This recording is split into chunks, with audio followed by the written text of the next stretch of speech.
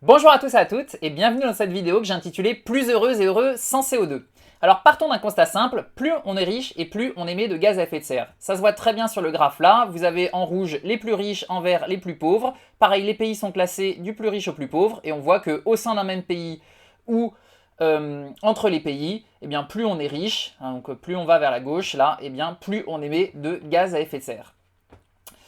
Et là, on a un petit problème, parce qu'on pourrait se dire, ah ouais, mince, mais on a tous un peu en tête l'envie de gagner plus, on pense que la richesse, bah, c'est ça qui fait aussi notre bonheur et tout, on peut se dire, ah merde, donc ça veut dire qu'il ne faut plus faire aucune émission de gaz à effet de serre pour maintenir les conditions de la vie sur Terre, et donc ça veut dire qu'il faut devenir pauvre, quoi. Alors là, on pourrait être tenté de se dire, bon, bah allez, on fait en mode projet X, YOLO, on s'en fout, on crame tout, on fait la fête une dernière fois, au moins voilà, on profite, on kiffe, on sera super heureux, et puis demain, voilà, c'est l'effondrement de la société thermo-industrielle, et puis voilà.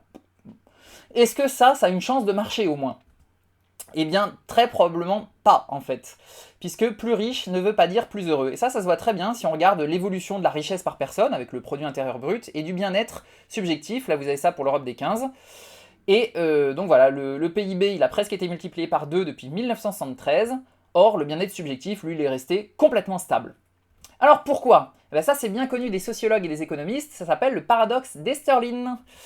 Si on regarde la satisfaction de la vie, là les gens ils notent ça sur une échelle de 0 à 10 par exemple, ils mettent une note à la qualité de leur vie, à leur bien-être, à leur bonheur. Et si on regarde en fonction en fait de combien ils gagnent ou de la richesse qu'ils génèrent, là leur revenu ou leur PIB là par personne par an, on voit que au début ça croît extrêmement vite, jusqu'à un seuil autour de 10-40 000 euros par personne et par an.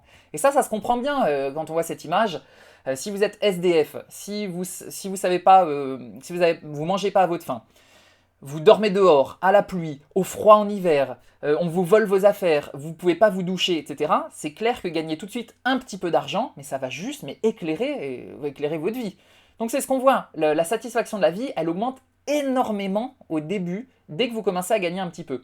Et jusqu'à un seuil de 10-40 000 euros, parce qu'on est dans un monde où aujourd'hui, on a besoin, on nous inculque qu'il faudrait qu'on travaille. Pour ça, en général, on a souvent besoin d'une voiture ou d'un moyen de transport ou autre. On nous donne beaucoup de désirs et pour ça, il faut beaucoup d'argent hein, pour avoir ça. Mais en vrai, on pourrait clairement atteindre des niveaux de satisfaction aussi importants en gagnant beaucoup, beaucoup moins. Ce sera l'objet d'une autre vidéo. Bref, toujours est-il que si on continue la courbe, on voit que, après, ça stagne. Ça stagne, mais tout en augmentant un petit peu. Alors pourquoi? Eh bien, la réponse, elle vient de cette célèbre citation de Charles Keating, qui était directeur de l'innovation chez General Motors dans les années 1930.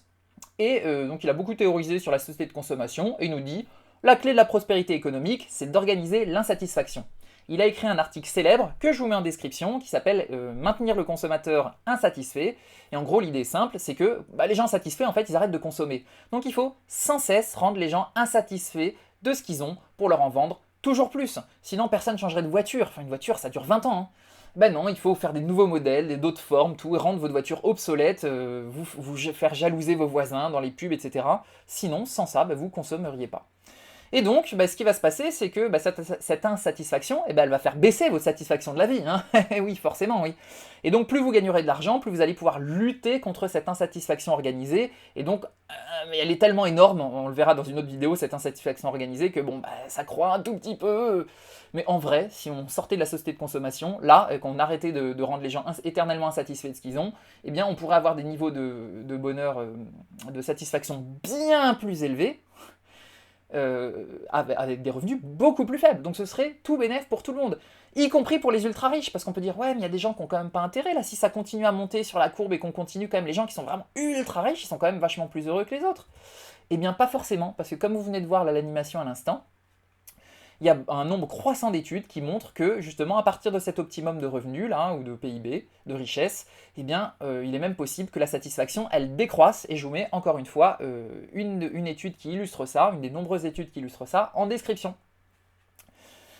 Voilà, alors pourquoi ça décroîtrait? Eh bien, on va se poser la question plutôt de qu'est-ce qui nous rend heureux. Et là, la réponse, elle va nous venir de cette conférence TED que je vous invite vraiment à aller regarder, qui s'appelle Qu'est-ce qui fait une vie réussie? Et qui est faite par Robert Waldinger, qui est le 4e directeur d'une étude que Harvard a commencée en 1938. C'est la plus longue étude jamais faite sur le bonheur, sur qu'est-ce qui fait une vie réussie, heureuse. Ça fait quand même, du coup, 82 ans qu'elle dure. Hein. et elle continue, ils en sont à plus de 3000 personnes recrutées. Et donc, en tout cas, quand elle a commencé en 1938, ils ont pris les enfants du quartier le plus défavorisé de Boston, d'un côté, plutôt en bas de l'échelle sociale, et en haut de l'échelle sociale, ils ont pris les deuxièmes années qui rentraient à Harvard. Ils voient la même chose, enfin, plus au-delà d'un certain revenu, ça sert plus à rien de gagner de l'argent, ça vous rendra pas plus heureux. Il n'y a plus de corrélation, en tout cas. Et en tout cas, ce qui corrèle vraiment bien avec les niveaux de bonheur que les gens disent, eh bien, c'est la qualité des relations avec les proches. Et ça corrèle avec plein d'autres choses, avec la santé aussi, avec l'espérance de vie et la mémoire. Les gens en meilleure santé, c'est ceux qui ont la meilleure qualité de relation avec leurs proches. Une fois quand même un certain revenu atteint. C'est sûr que si vous êtes SDF dans la rue, bon, vous avez compris, c'était les slides d'avant, mais au-delà, en tout cas, voilà, au-delà de ce seuil de revenu, eh bien, c'est surtout en fait la qualité des relations avec les proches qui domine. Y compris voilà, sur la mémoire aussi, parce que sur l'espérance de vie, on peut maintenir les gens très longtemps en vie sans qu'il n'y ait plus personne à l'intérieur. Et si malheureusement, enfin, si vous êtes déjà allé dans une EHPAD, dans un EHPAD ou dans une maison de retraite, je pense que vous savez de quoi je parle. Bon. Donc voilà, et donc les gens en meilleure santé physique et mentale, c'est ceux qui ont la meilleure qualité de relation avec leurs proches. Donc la qualité des relations, c'est le premier facteur de bonheur. Et ça, l'ONU, elle le voit aussi avec son World Happiness Report, qui est une sorte de méta-analyse de toutes les études sur le bien-être dans le monde. Et voilà, 33% du bien-être d'un pays, en fait, vient vraiment du soutien que les gens ont de leurs proches. Suivi par le produit intérieur brut, la richesse, comme on l'a dit, encore une fois, c'est parce que ça permet de satisfaire les besoins physiologiques de base. Et l'ONU voit aussi, elle a une corrélation en logarithme pour les gens qui savent ce que c'est, et on voit très bien qu'au très faible revenu, ça croît énormément le bien-être, et encore une fois, au bout d'un certain revenu, ça stagne et ça sert plus à rien de gagner plus. Il y a d'autres choses que je vous mets là à l'écran, si vous voulez regarder, mettez sur pause, et allez lire la source. Alors, du coup, finalement, pourquoi le bien-être il peut stagner quand on gagne, il peut diminuer pardon quand on gagne plus? Eh bien, pour une raison toute bête, bon, il y a le stress du boulot, il y a un mode de vie justement qui est pas satisfaisant, une espèce de course effrénée, les gens veulent ralentir, ils en peuvent plus. Hein. Enfin, toujours plus, toujours consommer plus, toujours machin, regarder plus de séries sur Netflix, parler plus, voir plus de films. Il y a un moment, on se dit stop quoi, on a un cerveau qui explose. Mais il y a aussi un truc, c'est comme le premier facteur de bien-être, c'est les relations avec les proches. Il se trouve que plus on est riche, il y a un truc assez marrant, et bien plus on est riche, et plus on a des transports performants, des technologies de l'information et de la communication, les TIC, performantes, et plus on s'éloigne de nos proches. Plus les statistiques le montrent. Ouais. Et nos proches, ça devient des loin. Parce que les proches, étymologiquement, c'est les gens dont on vit proche. Hein. C'était les gens de notre village. Hein. Si vos proches ils sont à 300 km, désolé de vous le dire, mais vous n'avez plus de proches. Hein. Les proches, normalement, on doit pouvoir aller les voir à pied. Hein. Ce serait une bonne définition des proches.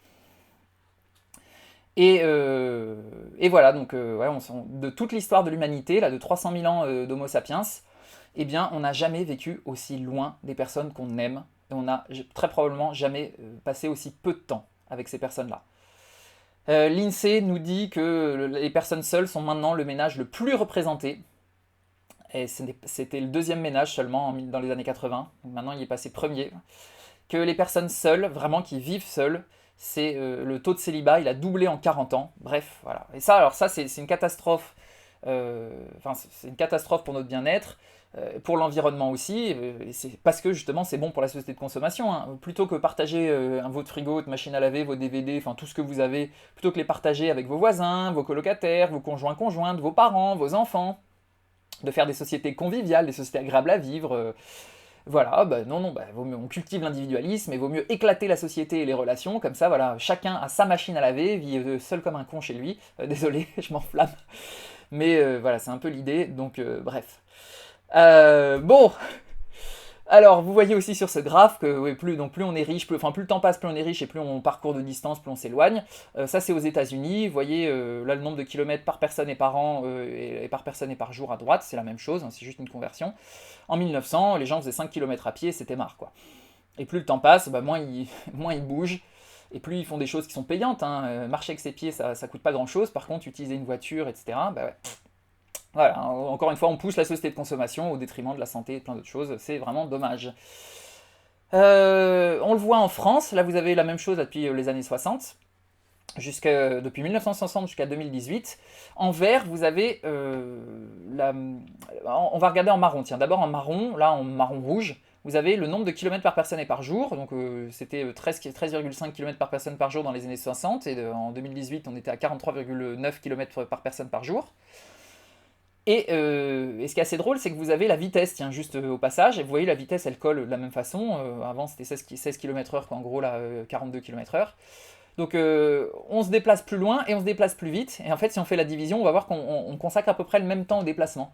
En fait, les gens raisonnent à temps fixe, et plus on a des transports performants, plus on s'éloigne. C'est ce que je vous disais. Plus on est riche, plus on a des transports performants, plus on met de la technologie. La technologie, elle n'est pas du tout à notre service. En fait, elle nous éloigne les uns et les unes des autres. Et dans les commentaires, dites-moi, ça m'intéresse. Moi, j'ai beaucoup de proches. Je le vois, enfin déjà par rapport à mes parents et mes grands-parents, enfin, plus le temps passe et plus les générations, on s'éloigne les uns les unes des autres. J'ai des amis maintenant qui ont fait le choix de partir vivre au Canada ou en Corée en se disant bah oui il y a l'avion c'est pratique et puis je reverrai quand même ma famille, mes amis assez souvent. Mais en pratique non, on les revoit moins. On s'éloigne et on les revoit moins et quand on revient on explose les émissions de gaz à effet de serre. Si vous voyez les émissions, on pourrait dire on fait des transports plus performants, les émissions elles devraient baisser. Bah non parce que comme on va plus vite et on utilise des moyens de plus en plus émetteurs, la voiture individuelle plus que le bus, l'avion plus que la voiture, etc. Vous voyez que les émissions de gaz à effet de serre, là aussi elles suivent, c'est la courbe en gris qu'on a du mal à distinguer tellement elle colle bien, et on est à 1,5 tonne de CO2 par personne et par an en France pour les transports. Donc voilà, donc c'est pas bon pour notre morale, c'est pas bon pour la planète, ça fait deux raisons complètement indépendantes de sortir complètement de la société de consommation. Et les Français, en plus, ils aspirent à ça. L'enquête emploi du temps de l'INSEE, là, 2009-2010, elle nous dit qu'un Français, un ou une Française sur deux veut plus de temps libre et à passer avec sa famille. On en a marre de bosser, franchement, enfin, de faire... En fait, on bosse pour être capable de gagner suffisamment d'argent pour acheter la voiture qui nous conduit au boulot ou pour s'acheter les vacances et les loisirs qui nous font oublier le boulot. Ben, on n'a qu'à pas bosser, en fait, hein, tout simplement, oui. Je pense que les Français et les Françaises commencent à le sentir, oui, oui. Il serait temps d'y penser. Il y a aussi une enquête de l'Observatoire de la société de consommation, là, 12 000 répondants et répondantes dans 6 pays développés, qui nous disent que 3 personnes sur 4 seraient prêtes à réduire leurs déplacements et à privilégier la proximité, mais il y a 3 personnes sur 5 qui seraient prêtes à abandonner l'automobile personnelle, la voiture personnelle ou l'avion. Moi ça a été mon cas, j'ai plus de voiture depuis 2010, je fais tout à vélo, hein, et vous les avez derrière. Et qu'est-ce que je veux dire? Et oui, puis l'avion, je l'ai pris 3 fois de ma vie. Une fois pour un séjour linguistique quand j'avais 15 ans, parce que je trouvais ça cool, mes parents m'avaient proposé ça.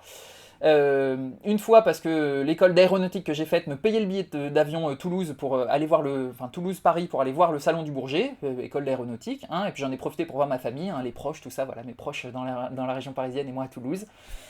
Et puis une fois, tous mes potes à Toulouse me disaient mais t'es trop con de prendre le train, là, le train de nuit. Au passage, le train de nuit c'est juste génial, hein. Vous vous endormez dedans, vous vous réveillez, vous êtes arrivé, vous êtes téléporté, quoi. Vous avez même pas vu que... Il n'y a pas mieux en fait pour se déplacer quand c'est possible, hein. Si vous avez la chance de bien dormir dedans, prenez le train de nuit, arrêtez de prendre l'avion, hein, franchement. Bref, et donc si je reviens sur l'avion, voilà, tous mes potes me disaient mais t'es con, voilà 50 minutes de vol Toulouse-Paris, c'est juste génial. Bon, l'avion il a eu 7 heures de retard, hein, donc ça m'a vacciné, je dis plus jamais l'avion, puis c'est surtout quand j'ai découvert la réalité écologique de l'avion, j'ai fait 2 heures de vidéos sur les avions sur cette chaîne, si vous êtes vraiment curieux de ça, allez les voir. Je ferai une vidéo résumée en 20 minutes. L'avion c'est juste une catastrophe d'un point de vue environnemental, c'est le transport le plus émetteur et de très loin par passager kilomètre, surtout et par passager heure. On l'a vu que les gens raisonnent à temps fixe, l'avion ça va très très vite, et donc ça fait exploser les émissions de gaz à effet de serre, donc c'est... Bon, bref. Donc voilà, plus jamais je prendrai l'avion, engagement là devant vous, ça fait 15 ans que je ne l'ai pas pris, et vraiment je m'en porte super bien. Voilà, donc tout ça pour dire quoi? De dire qu'on a un monde, voilà, on se prend la tête, c'est ce que je vous disais, on travaille pour être capable de s'acheter la voiture qui nous conduit au travail, ça c'est Ivan Illich qui le disait, et moi j'ajoute qu'on travaille pour se payer les loisirs, pour gagner assez d'argent pour se payer les loisirs et les vacances qui nous font oublier le travail, travaillons moins, tout simplement. Les Français aspirent à ça. Faisons un monde basé sur la convivialité, la proximité, la qualité des relations humaines, quoi. C'est ça, voilà, un monde qui ressemble à nos vacances, quoi. On chill avec nos potes, on fait des choses qui ont du sens, qui sont utiles. Et c'est ça que je vais vous raconter sur la chaîne, en long, en large et en travers. Et voilà, le mot d'ordre, c'est que durable, eh bien ça peut complètement rimer avec agréable à vivre. Et ça, l'écologie, là, les gens qui me regardent, mais il faut que vous l'intégriez à un moment. Nous faire une liste de tout ce dont on va devoir se priver, ça a juste aucune chance de marcher, hein. L'écologie, aujourd'hui, c'est chiant. Alors que purée, mais ça pourrait être juste mais tellement génial en fait, ça va juste être tellement génial. Donc go là, on y va là, allez. Bon, sur ce, là, je vais tempérer un peu mon enthousiasme.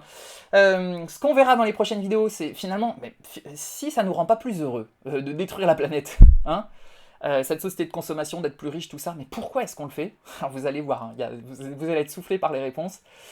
Ça va être vraiment le thème de la chaîne. Est-ce que c'est grave si on n'arrive pas à changer de modèle de société? Oui, on va voir pourquoi, comment, hein. C'est bien même le principe de heureusement, c'est que si on fait rien, on créerait vraiment un avenir pourri. Heureusement, un durable rime avec plus agréable, donc on va y arriver, on va le faire. Donc voilà, ça ressemble à quoi un monde durable et plus agréable à vivre? On va voir ça aussi. Comment est-ce qu'on va arriver à le mettre en place? Plein de trucs, astuces, de la psychologie sociale, cognitive, des neurosciences, des bons plans. On va bien se marrer, vous allez voir. Et du coup, eh ben, si vous avez appris des choses, si vous avez trouvé cette vidéo cool, ben, vous pouvez la liker, la partager, vous abonner en activant toutes les notifications pour bien être spécifié des prochaines vidéos, et laissez-moi un petit commentaire. Ça me fera plaisir de savoir ce que vous en pensez. Et puis, comme vous avez pu voir en haut de toutes les diapos, moi j'affectionne beaucoup l'esprit critique, je vais faire vraiment des vidéos dédiées dessus. Je fais des corrections si nécessaire, je source énormément les choses, donc allez lire la description pour les sources. Si vous avez repéré une erreur, dites-le moi et je la corrige. C'est aussi simple que ça la vie.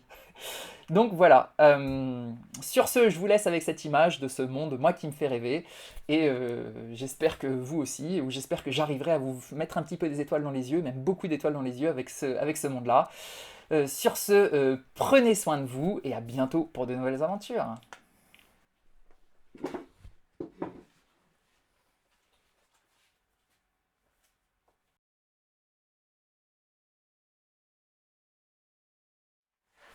Ah, vous êtes encore là? Bah, vous avez pas compris la vidéo là, c'est le moment d'aller boire des coups avec vos potes, éteignez vos écrans, et sortez voir des gens, allez, go!